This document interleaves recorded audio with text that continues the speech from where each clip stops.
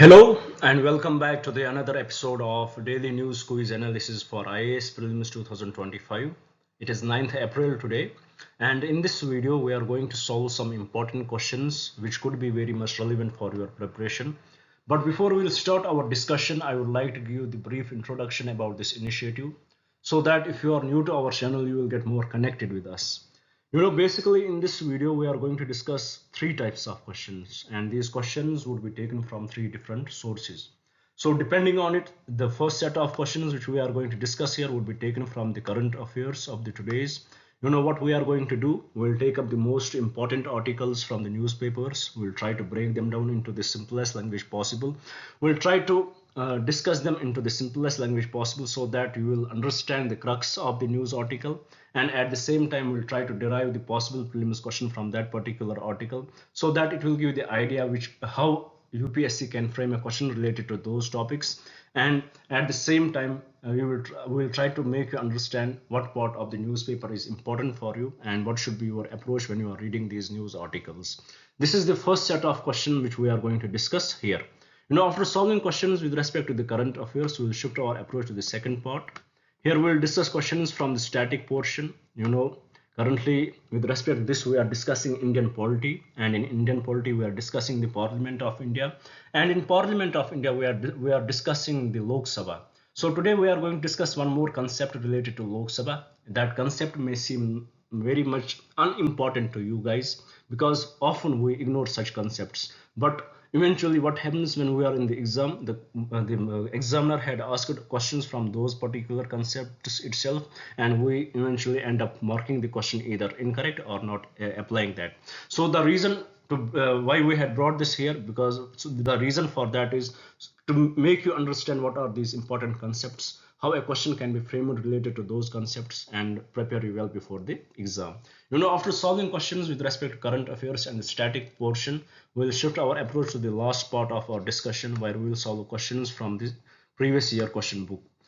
This is the most important part of our discussion according to me, because in here we will try to learn how exactly a question is asked by UPSC examiner, what is the vocabulary he uses for framing your papers, and what are the different trends UPSC examiners had followed for framing your papers. We'll try to understand that, and at the same time we'll try to understand what are those questions which we can still solve if we don't have the proper knowledge by applying the elimination methods. We will try to understand that, and at the end we'll try to understand how we can implement this information in the upcoming exam. So this is in a nutshell what we are going to do in this video. Now, before we'll start our discussion, I would like to request you guys, please do subscribe the channel, do share it with your friends so that they may also get benefited from this initiative, and please do write in the comments what else should we bring for you guys. Now with this, let's have a look at the first question which we had brought here today. As you can see here on the screen, the question is basically about the judicial activism.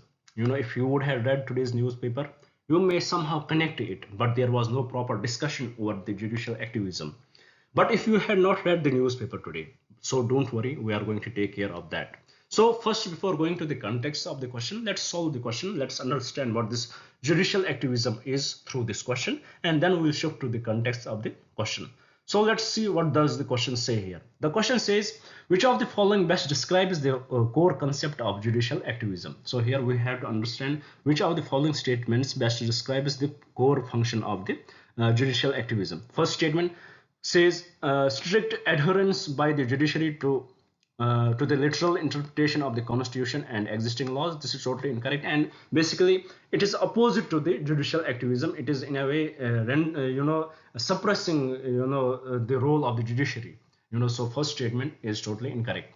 Second statement, the judiciary's proactive role in interpreting and applying the constitution and laws to address social and political issues even in the absence of explicit legislative action. That is exactly what the judicial activism is. Here, what does the courts do? What does the judiciary do? If they will feel somewhere the justice is not prevailing, to prevail to give the complete justice, they will interfere in the issue. And if even though there are no explicit legislations available, explicit acts are not available, then the judiciary will come in and they will interfere, and the reason for that is to provide the complete justice. So second statement would be the accurate definition, or we can say it accurately describes the concept of judicial activism. Third statement, it says the judiciary's primary function of resolving disputes between individuals or entities based solely on established legal precedents. This is incorrect. Fourth statement, judiciary's power to amend the constitution through its interpretations to reflect contemporary societal issues. This is also incorrect. It comes very close to judicial overreach. So with this, I hope you had understood the concept of judicial activism. And now you may ask me a question, sir. We understood what judicial activism is, but what is the reason we are discussing this question, even though there was no proper discussion over judicial activism? Now let's go to the context. You would have heard about often the tussle between Tamil Nadu governor and the state government there. It is often in the news. Tamil Nadu state government is passing some bills. What does the Tamil Nadu government do? He will withhold the bill without any time frame, because there was no proper mention of what should be the time frame. And once he will once he will give it back to the legislative assembly, once he would send it back to the send it back for the reconsideration. And once the state legislative assembly in Tamil Nadu sends it back to the government, then what he will do, he should have accepted the bill. He would reserve it for the president. So in a way he was interfering, or we can say he was in a way trying to stop the legislative proceedings in the Tamil Nadu state legislative assembly. He was stopping the formation of laws. He was stopping in the legislative actions of the Tamil Nadu legislative assembly. So this was the whole issue. So with respect to this, what the Tamil Nadu government did, they went to the Supreme Court, they went to the courts that look at the governor, sir. He should have been as we know, the governor should have been the constructive link between the center and the state. But often he misuses his office, and often it is viewed as he is the agent of the center.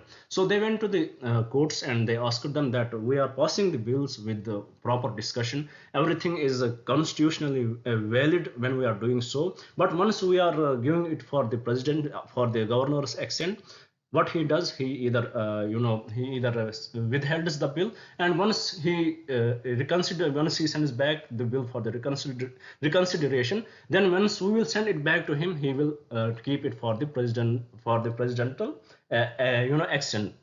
So in a way hindering the process of the legislative assembly. So the courts, it went to the courts, and finally, as if there was no clear definition, there was no clear law. So what did the courts do?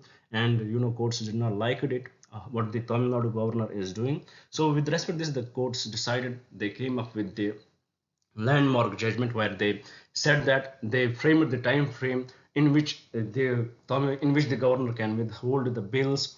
They gave us the time frame, what would be the time frame for the governor to withhold the bill, and what should be the time frame for the governor to send this bill for the presidential consideration. So this is why it is in the news. That's why we are discussing this question.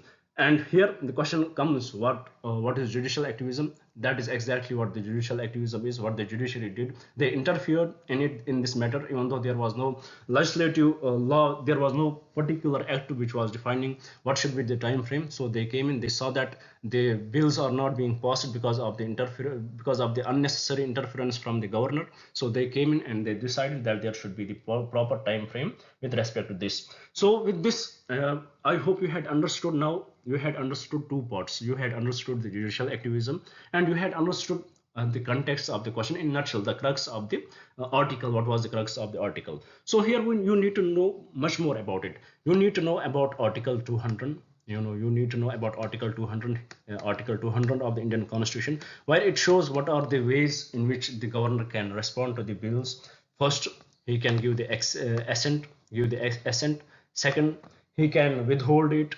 And now the time for this withholding, it has been decided by the Supreme Court, and it has been now courts if it is the state Council of Ministers, if they are advising the governor, then the governor can withhold it for the 1 month, and if bill is returned for the reconsideration, so this bill should be passed within 3 months. So this is the second option which was available to the governor. He can first give assent, he can withhold it, and he can send it, he can reserve it for the president.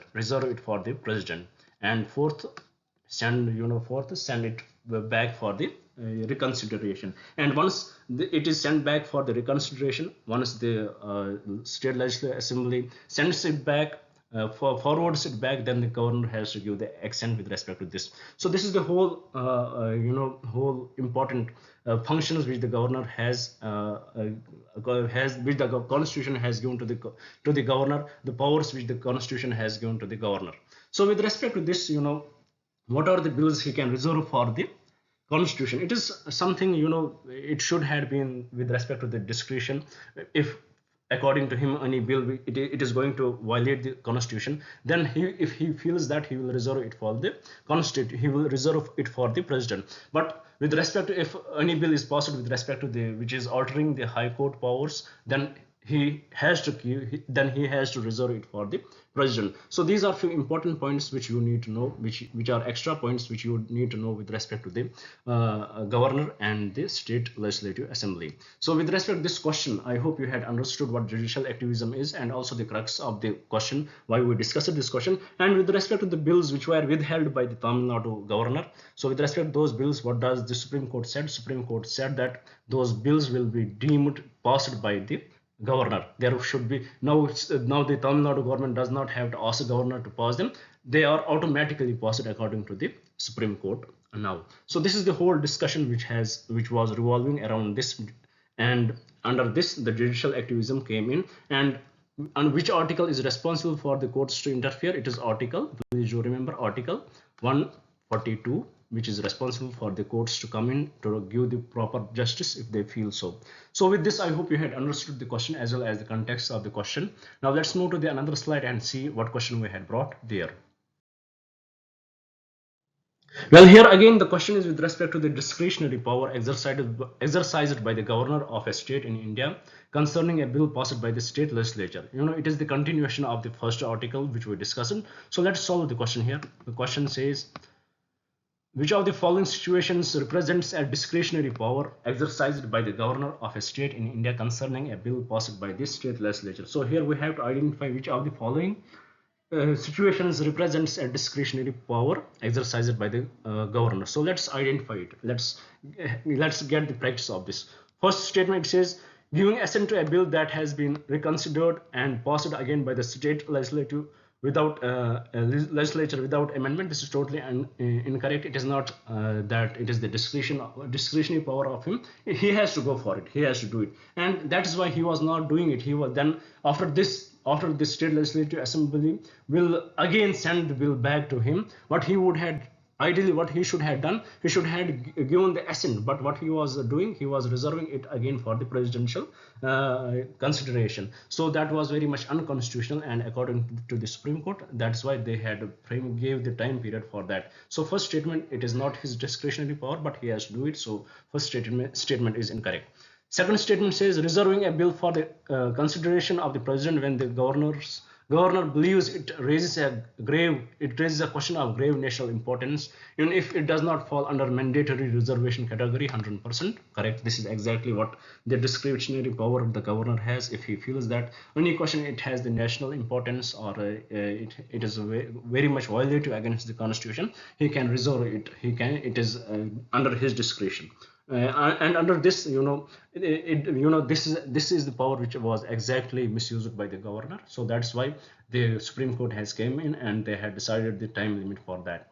Third statement, returning a money bill to the state legislature without recommendation for amendment. This is totally incorrect. So with respect to this question, the correct statement would be statement B only.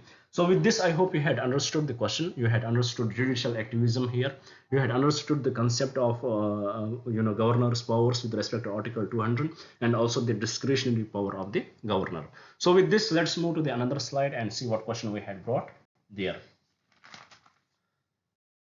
Well, here the question is with respect to the departments under the Ministry of Home Affairs. Why we are discussing this question? Because there was a beautiful article in the newspaper today which discussed about how the gradual transformation of the Ministry of Home Affairs has been very much viewed, and it has been very much reason for the goodwill of the country. And from the last few years, the stability in the Ministry of Home Affairs, how it has, in a way we can say, it has in a way prevailed the goodwill in our country, and it has prevailed the way we are moving towards peace with respect to various states which were very much under which had various security issues. It is only because of the stability in the Ministry of Home Affairs we are able to do so. And also how, because of this stability of the Ministry of Home Affairs, we are able to increase the mandate of various departments, how they had started focusing on various other issues rather than being strictly involved in the security issues. So that is why we are discussing this question, because there was discussion over it. So first let's solve the question. Let's see what does the question say. Then we will shift to some important points which we could highlight here. So here the question says, consider the following departments under the Ministry of Home Affairs, Government of India. Which of the above departments are primarily responsible for the matters related to center-state relations and the administration of union territories? It is definitely the Department of States. That would be the correct answer. So but here please do remember what are the departments of the Home Ministry. It is official Department of Official Languages, Department of States, Department of Internal Security, Department of Border Management, Department of Jammu and Kashmir and Ladakh Affairs. These are few departments of the Ministry of Home Affairs. So so with respect to this question, the correct answer would be option A. Now let's jump to the discussion part, why we are discussing this question. Earlier what used to happen, with respect to security, usually the Ministry of Home Affairs, it was often considered that it is with respect to the internal security of the country. So earlier, as it has been seen, what used to be the Ministry of Home Affairs, it used to be very much reactive to the situations. It has the reactive approach. This ministry had very much reactive approach. For example, if ever there would be any incidents, it would react to that. For example, there was insurgency in Punjab. It came up with the Pota Act. There were insurgencies. We saw that how in 26/11 happened. They came with the NIA. And similarly other acts were brought in when there were different situations happening. So earlier what used to happen, it had very much it used to be very much reactive ministry. It would react according to the constitution, it would react according to the situations. But after from last 10 to 15 years, what had happened, the trend has changed. And what is the reason, what is the main reason for that? It has been seen that there is stability in the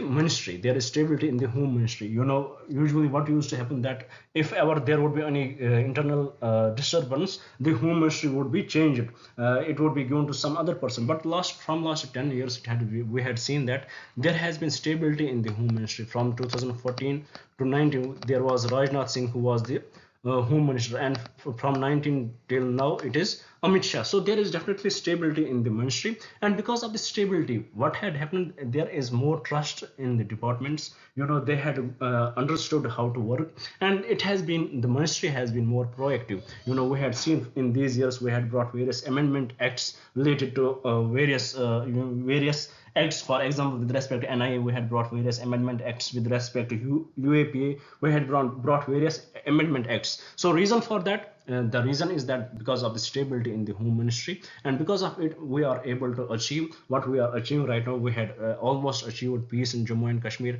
and also in the Naxal areas of Chhattisgarh, we are able to achieve peace in that region also, because there is strong policy making, there is strong backing to those policies. That is exactly the reason for that. So with respect to this question, I hope you had understood the question as well as the context of the question. Now with this, let's move to the another slide and see what question we had brought there.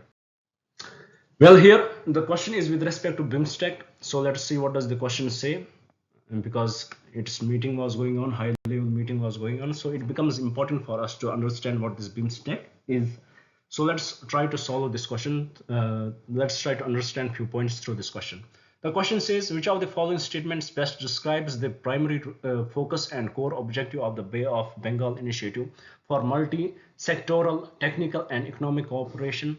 First statement, its primary role is to promote military cooperation. Totally incorrect. Second statement, often I would add here, often whenever there are these international, organizations, whenever you will see to promote military cooperation with respect to India, most of the times those statements would be incorrect, because India does not like it in this way. They will have bilateral agreements, but they maybe there would be some deep understanding between these organizations. For example, we had the quadrilateral, in which US, UK, US, UK, Australia, US, Japan, Australia, and India are part of. So we have that quadrilateral, but that is different. The approach, the understanding is different. They wanted us to be, to be the military, to have the military cooperation, but India does not like it that way. India has always rejected those claims with respect to Quad or with respect to other international organizations. So point which I want to make here is that whenever you would see any international organization of which India is part of, and if there is statement to promote military cooperation and you don't know, most of the times that statement would be incorrect. Second statement, to facilitate free trade agreement and the establishment of a common market among its member nations similar to the European Union. No, it is not about the free trade agreement. So second statement is also incorrect. Third statement, to foster regional cooperation in various sectors including trade, investment, connectivity, energy technology, agriculture, and counter-terrorism among countries bordering the Bay of Bengal. That is exactly what it is about. So with respect to this question, the correct statement would be option C. And here you need to know, please do remember, what are the countries who are member to BIMSTEC. It is Bangladesh, Bhutan, Myanmar, India, Nepal, Thailand, and Sri Lanka. These are the members to the BIMSTEC. So with this, I hope you had understood this question as well as the context of the question. Now let's move to the another slide and see what question we had brought there. Well, here the question is with respect to passive euthanasia. Even though there was no proper discussion over it, there was no proper article over the passive euthanasia. But why we brought this question here? Because of the reason there was a mention of it in the article. Basically the article talked about, even though the judiciary is, article talked about the judiciary is giving us the guidelines, they are giving us the orders, they are making the laws, but those laws are not properly implemented. And the reason for that is those laws are not, if we look at the law, if we look at those laws which the judiciary is, look at those orders which the judiciary is giving, and if we try to understand those orders, they are not practically viable to implement. For example, the author here highlights the example of the Jodhpur highway. Jodhpur highway, while between the author highlights the example of the Jodhpur highway, and he says that the Supreme Court gave the order with respect to that within particular time limit, that is from, sorry, not Jodhpur, it is Jaipur highway. And the order of the Supreme Court was that within particular time limit, that is from 11 p.m. to 6 p.m. the highway should be horn free. This highway should be horn free. But the issue with this is it has not been implemented properly, and the reason for that is whenever you will give such statements, whenever you will make such laws where there is time frame, within this time frame you can do it, and within particular time frame you cannot do that. So these are very much confusing and it is very hard to implement them. So here the author says it was better to ban this totally. If it would have banned it totally, it would have worked. So with respect to this, the author finally gives us the example of passive euthanasia, how it was allowed and how it has been the successful order of the Supreme Court. So author here highlights that how important it is for the Supreme Court to first analyze the statements, to analyze the practicability of the orders, and also to make the officers who are going to implement them, make them accountable for that. Then only they can render the complete functioning of those orders. So with this, we had brought this question here. I hope you had understood the context. Now let's solve the question. The question says, which of the following actions is best described as passive euthanasia? First statement, the administration of a lethal substance to a patient with an incurable and painful disease to end their life. It is basically the example of active euthanasia. So first statement is incorrect. Second statement, the withholding or withdrawal of life sustaining treatment from a patient with an incurable and irreversible condition allowing natural death to occur. That is exactly what the passive euthanasia is, and it has been made allowed in our country. So with respect to this question, the correct statement would be option B. With this, I hope you had understood the question. Now let's move to the another slide and see what question we had brought. Well, here the question is with respect to the Booker Prize. Why it is in news? Because there is a lady whose name is Bono Mustafa, and she had got this Booker. She had been shortlisted for the Booker Prize, and the name of her novel is Lamp. Hot Lamp. The name of the book is Hot Lamps. So let's see what does the question say about the Booker Prize. The question says, which of the following is not, so please do read the question properly, is not a primary criterion for a novel to be eligible for the Booker Prize. So here we will try to understand what is the criteria for any novel to be eligible for the Booker Prize. First statement, novel must be written originally in English language. That is exactly, it should be original work and it should be written in English language. That is exactly the first criteria to be eligible for the Booker Prize. But here, as the question says, is not a primary criteria. So with respect to this question, the statement becomes incorrect. Second statement, the author must be a citizen of the United Kingdom and the Republic of Ireland. It used to be happen earlier, but after it has been rejected. Now any person can apply for it, and he can be the citizen of any white, but he has to publish this in UK and Republic only. So the second statement is incorrect with respect to the Booker Prize, the criteria with respect to Booker Prize. But here the question is asking for that, so the statement would become correct, and the answer would be option B. Now let's have the third statement. Have a look at the third statement. It says novel must be published in the United Kingdom or the Republic of Ireland. That is exactly correct with respect to criteria for Booker Prize, but with respect to question, totally incorrect, as it is not asking for this. Fourth statement, novel must be a work of long form fiction. That is true with respect to Booker Prize, but with respect to this question, it is incorrect. So with respect to this question, the correct answer would be option B. With this, I hope you had understood all these questions which we discussed here. You had understood the context of the questions. Now let's move to the another part where we will discuss previous year. First we will discuss the static topic based question, then we will move to this previous year questions. Well, here, as you know, we are discussing the Indian polity, and we are discussing Parliament of India, and in Parliament of India we are discussing Speaker, and with respect to the in Parliament of India we are discussing Lok Sabha, and with respect to Lok Sabha we are discussing the Speaker. So today we are going to discuss few more powers of the Speaker. So let's try to understand that through this question. The question says, which of the following aspects highlight a special position enjoyed by the Speaker of the Lok Sabha compared to the other members of Parliament? So which highlights the special position of the Lok Sabha? Through this question we will understand that.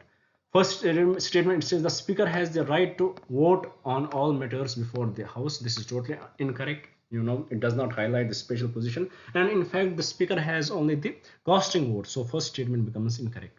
Second statement, the Speaker is the ex-officio chairman of all parliamentary or assembly committees. That is also incorrect. Very extreme statement. So this is also incorrect.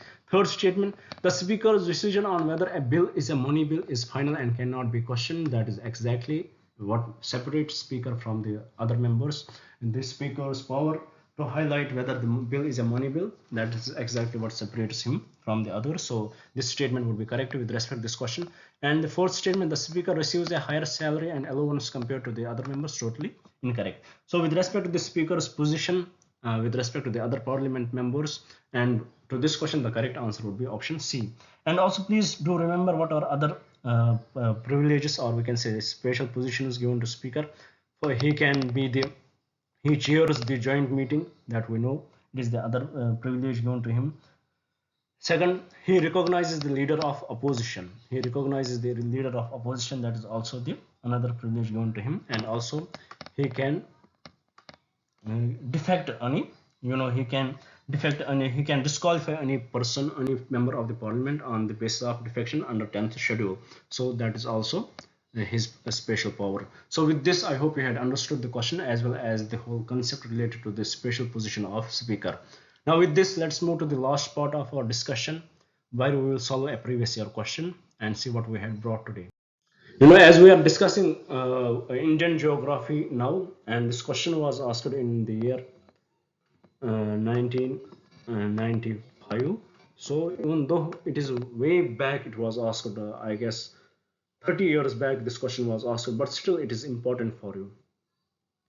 So as in geography, these questions are very limited because there is least research going on with respect to geography. So there are high chances that the questions may get repeated often, and you will often see that with respect to geography, the questions are often getting repeated. So let's solve the question here. The question says, very simple question. Everybody should be able to solve it. The question says, the paleomagnetic results obtained from India indicate that in the past the Indian landmass has moved northward, southward, eastward, or westward. Definitely northward, so that would be the correct answer. So with this, we had completed our discussion. I would like to thank you guys if you would have stayed with me. Thank you very much. Have a nice day and best of luck.